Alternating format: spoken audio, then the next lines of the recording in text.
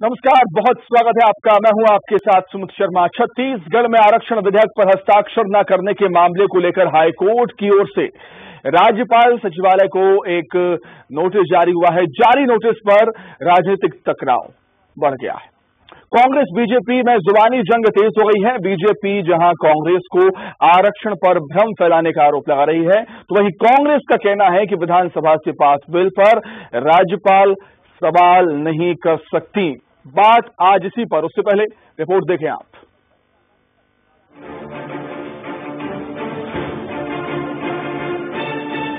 छत्तीसगढ़ विधानसभा चुनाव से पहले आरक्षण को लेकर प्रदेश की सियासत गर्म है। प्रदेश की दोनों प्रमुख सियासी पार्टियां एक दूसरे पर आरोप प्रत्यारोप लगा रही हैं और एक दूसरे को आरक्षण विरोधी बताने में जुटी हैं।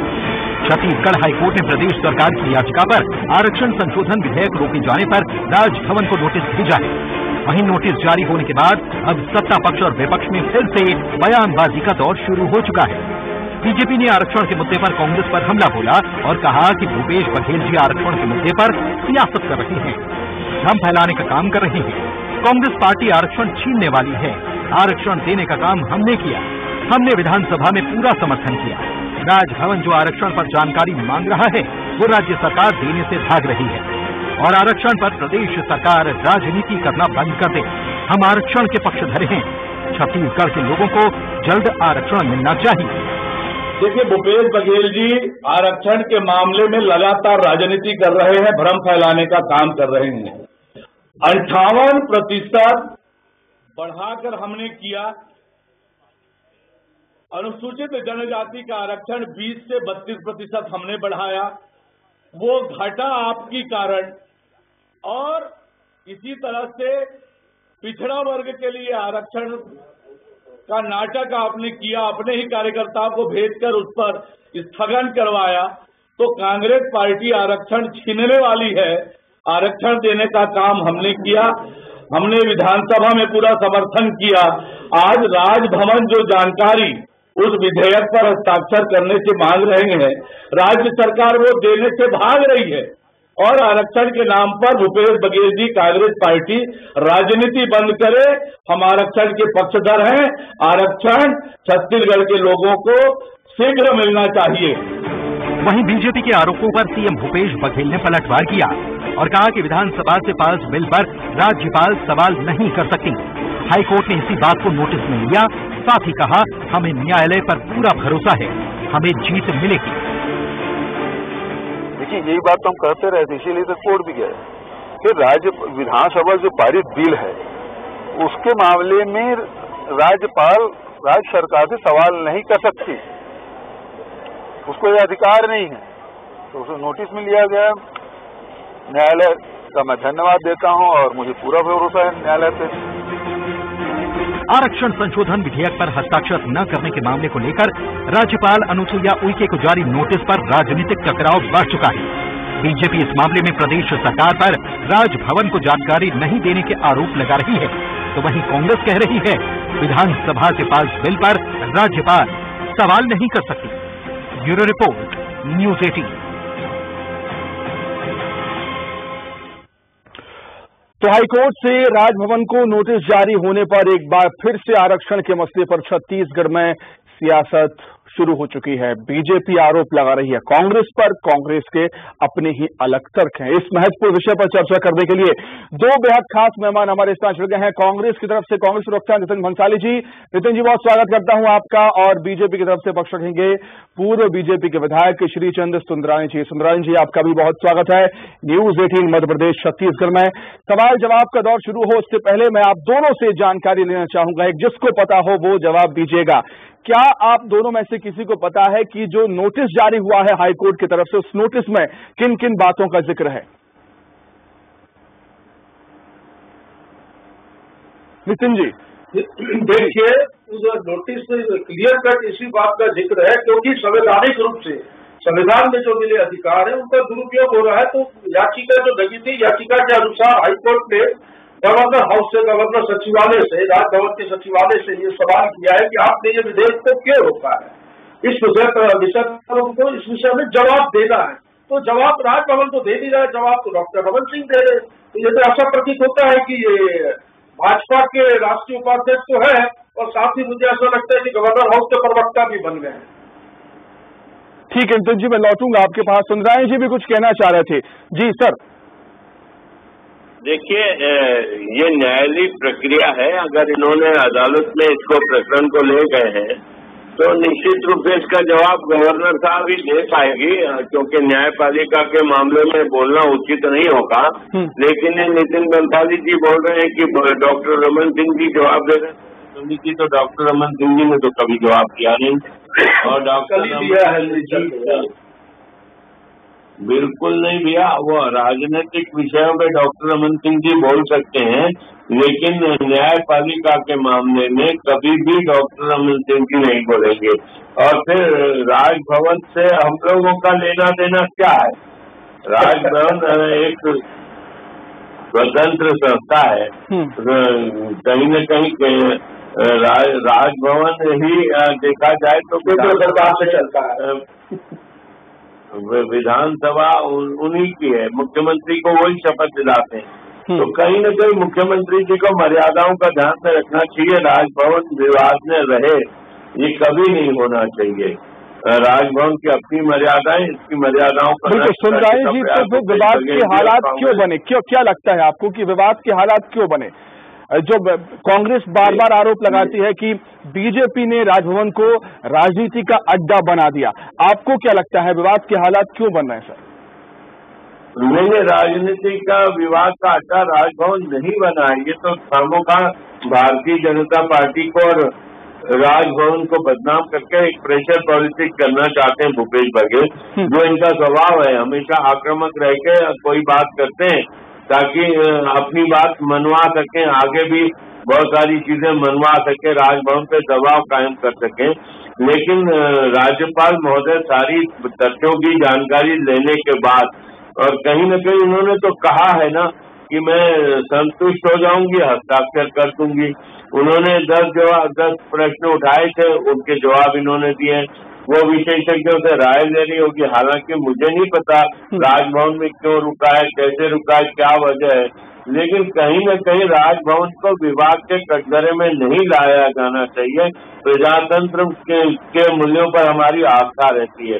कहीं न कहीं राजभवन को विवाद में नहीं लाया जाना चाहिए, मेरा इतना हमेशा आग्रह रहा है जी। और ये जिस प्रकार से राजनीति बाकी मुद्दों पे राजनीति करे, मोदी जी का विरोध करे, मोदी जी को कुछ भी बोले, केंद्र सरकार को कुछ बोले, भाजपा को कुछ बोले, लेकिन राजभवन को विवाद में नहीं लाया जाना चाहिए। राजनीति का अखाड़ा तो कांग्रेस बना रही, भारतीय जनता पार्टी ने तो कभी राजभवन को अखाड़ा नहीं बनने दिया। ठीक है सर। मैं सुंदराय जी, मैं आपके पास लौटूंगा। नितिन जी आपके पास आ रहा हूँ। नितिन जी, अरुण साहू जी को आपने सुना होगा, उन्होंने फिर से आरोप ये लगाए हैं कि राजभवन की तरफ से, राज्यपाल जी की तरफ से जो सवाल पूछे गए थे उसके जवाब आप लोग ने नहीं दिए हैं और शायद यही वजह है कि वो हस्ताक्षर नहीं कर रही है राज्यपाल महोदया। क्या चाहती है कांग्रेस? राज्यपाल से आखिर क्या चाह रही है कांग्रेस? देखिए सुनील जी, बिल्कुल तकनीकी बात करूंगा। विधानसभा में कोई विधेयक पारित होता है तो सर्वसम्मति से पारित हुआ विधेयक है। वहां पर डॉक्टर रमन सिंह ने क्यों विरोध किया? विधानसभा से बड़े प्रदेश के विभाग नहीं होते। विधानसभा से ये जो था प्रस्ताव पारित हुआ, ये विधेयक पारित हुआ के गवर्नर हाउस गया, मोदी गवर्नर मैडम ने इस विधेयक को पारित करने से पहले कहा था कि आरक्षण की स्थिति जो है वो आरक्षण कोर्ट ने रद्द कर दिया है, तो आप विधानसभा का सत्र बुलाइए और विधेयक पास करिए और भेजिएगा, हस्ताक्षर कर दूंगी। तो सर्वसम्मति से विधानसभा से विधेयक पारित होकर गवर्नर हाउस गया। अभी क्यों लटका पड़ा है? देखिए, इसमें तो मैं संवैधानिक रूप से गवर्नर हाउस पर एक सवाल तो उठाऊंगा। गवर्नर के जो संविधान के हिसाब से जो गवर्नर हाउस के माननीय राज्यपाल महोदया जी के जो अधिकार है, यदि उन्हें ये लगता है कि यहाँ पर कहीं कुछ विधेयक में कम है, ज्यादा है, ये होना चाहिए, नहीं होना चाहिए, तो अपनी क्वेरी लगाकर इस विधेयक को वो रिटर्न कर देती, रोकती नहीं। और यदि सवाल पूछना था तो विधानसभा से पूछना था। इन्होंने विभागों से सवाल पूछा। सबसे पहले तो यहीं पर उल्लंघन हुआ संविधान का। ठीक है, विभागों से सवाल पूछा, जिद की। हमने 10 सवाल जो उन्होंने पूछे और 10 सवालों का जवाब भी विधिवत रूप से भेज दिया। अब बीच में गवर्नर मैडम कह रही थी मार्च तक रुकिए, तो मार्च तक हमने इससे पहले भी कहा था क्या कोई मुहूर्त देख रही है या किसी के आदेश का इंतजार कर रही है? तो आरक्षण की स्थिति आज प्रदेश में इतनी बुरे हाल है कि लाखों युवाओं के भविष्य का, प्रमोशन का, जो नौकरी हो गया उनका, नियुक्तियों का, एजुकेशन में एडमिशन का, सभी की स्थिति खराब है। तो इसमें राज्यपाल मैडम, अच्छा नितिन जी एक चीज मैं आपसे ये समझना चाहूंगा कि अब इसमें छत्तीसगढ़ बीजेपी की क्या गलती? आपने भी माना है कि सदन से सर्वसम्मति से ये पास हुआ है, बीजेपी के विधायकों ने, बीजेपी के नेताओं ने भी इसको पास करवाया है, तो उनके लिए साफ समझ में आती है ना कि ये पास होना चाहिए, आरक्षण मिलना चाहिए। अब जब राज्यपाल की तरफ से रुक गया है तो इसमें छत्तीसगढ़ बीजेपी क्या करे? जब विधानसभा में ये लोगों ने जब इस पे विश्वास जताया तो ये विश्वास इनको गवर्नर हाउस में भी जाकर जताना था। यहाँ पर आपके टीवी चैनल में बैठकर चिल्लाकर बोलने से आरक्षण लागू नहीं हो जाएगा। एक बार भी मानवता के आधार पर जाए और गवर्नर हाउस जाकर बोले, वे नेता है, 14 विधायक है, इनके भी यहाँ पर 9 सांसद है, 2 राज्यसभा जाए और बोले कि भाई जो विधेयक आया और सर्वसम्मति से हमारी भी सहमति थी, वहां से पास होकर आया है, तो छत्तीसगढ़ के युवाओं के हित में आप उस पर हस्ताक्षर कर दीजिए। और दूसरी बात, हम बार बार आरोप इसलिए लगाते हैं कि गवर्नर हाउस से जो बातें आती हैं वो एक दिन बाद आती है, बाहर जो बयान होते हैं वो भाजपा से एक दिन पहले आ जाते हैं। तो ये चीजें लीक कैसे होती है, ये समझ से परे तो कहीं न कहीं इसमें गवर्नर हाउस की भूमिका जो है ये संदेहास्पद है। और हम तो निवेदन करते हैं माननीय राज्यपाल महोदय जिसे हमें भरोसा है कि मानवता के आधार पर वो प्रदेश के युवाओं के हित में इस विधेयक पर जल्द हस्ताक्षर कर देंगे। और पूरा निवेदन करते हैं कि इस विषय पर राजनीति हम भी नहीं चाहते, राजनीति हो, पर भाजपा ने राजभवन को राजनीति का अखाड़ा बना दिया। ठीक है, सुंदरानी जी, सुना आपने भंसाली जी को, वो कह रहे हैं कि बीजेपी की तरफ से कोई ठोस कदम नहीं उठाए गए हैं, उनको राजभवन जाना चाहिए था, राज्यपाल से मुलाकात करनी चाहिए थी, बीजेपी के बड़े नेताओं को इस आरक्षण मसले पर बात करनी चाहिए थी, जो हुई नहीं बीजेपी की तरफ से। देखिए, भारतीय जनता पार्टी ने सर्वसम्मति से विधेयक पारित कराने में पूरा सहयोग किया। हाँ, और लगातार भारतीय जनता पार्टी का ये स्टैंड रहा है कि आरक्षण मिलना चाहिए, क्योंकि हमने तो 2011 में नितिन जी ये चाह रहे हैं, सुंदरानी जी, नितिन जी अब ये चाह रहे हैं कि बीजेपी और कांग्रेस साथ में जाए, राज्यपाल से बात करे। तो ये मुख्यमंत्री को पहल करनी चाहिए ना। हम तो बात कर ही रहे हैं, आपका भी अभी केंद्र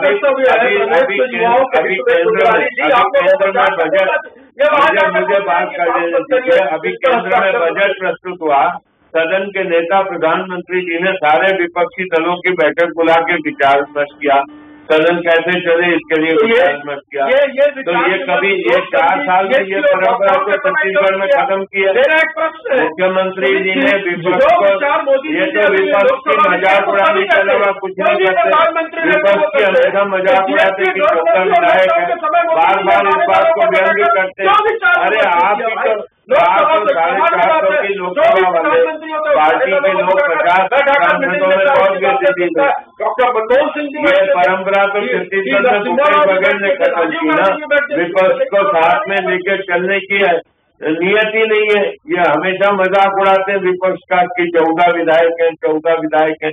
ये बात की मजाक बना दी है छत्तीसगढ़ विधानसभा में। कभी विपक्ष को साथ बना रहा हूँ, मैंने मजाक नहीं, आपकी बात नहीं कर रहा हूँ, नहीं आपकी बात नहीं कर रहा हूँ। आपकी पूरी पार्टी, आपके समेत मुख्यमंत्री लेवल तक ये सारे आप लोगों को ये गुमान हो गया, आपके पास 71 विधायक है, इस बात का घमंड है। ठीक है नितिन जी एक चीज मैं आपसे समझना चाहूंगा। कपिल सिब्बल जी ने राज्य सरकार की तरफ से पैरवी की, अपना पक्ष रखा। उन्होंने ये कहा था कि जो रोका गया है बिल को राज्यपाल की तरफ से वो सही नहीं है, वो नियम के विरुद्ध है। लेकिन उन्होंने ये बात भी कही है कि ये असंवैधानिक है, असंवैधानिक है, ये कोर्ट तय करेगा। कोर्ट ने इस पर नोटिस दिया है ना, तो राजभवन से जवाब जाएगा, बीजेपी का जवाब दे रही बात तो वहीं पर आ रही है। और हम तो बिल्कुल आपको ये बता दें कि संविधान 364 के तहत जो है ये राजभवन को ये अधिकार प्राप्त ही नहीं है जो उन्होंने किया है। तो इस विषय पर जो है गवर्नर मैडम को बिल्कुल सहानुभूतिपूर्वक निर्णय लेना चाहिए। कपिल सिब्बल जी ने भी यही कहा, जो शासन की तरफ से खड़े हुए थे पैरवी करने के लिए। और भाजपा का भी यह नैतिक कर्तव्य होना चाहिए, यदि थोड़ी भी मानवता या शर्म हो तो जाकर गवर्नर हाउस में ये जो यहाँ पर चैनल पे जो बातें कर रहे हैं जाकर वहाँ करें। ठीक है, होना ये चाहिए कि युवाओं के भविष्य का ये सवाल होना चाहिए, पक्ष विपक्ष साथ में मिलकर इस समस्या का हल निकाले। आप दोनों का बहुत धन्यवाद जुड़ने के लिए, चर्चा में शामिल होने के लिए आप दोनों का बहुत शुक्रिया। आगे बढ़ेंगे, जगदलपुर से बड़ी खबर मिल रही है जहां पर नक्सलवाद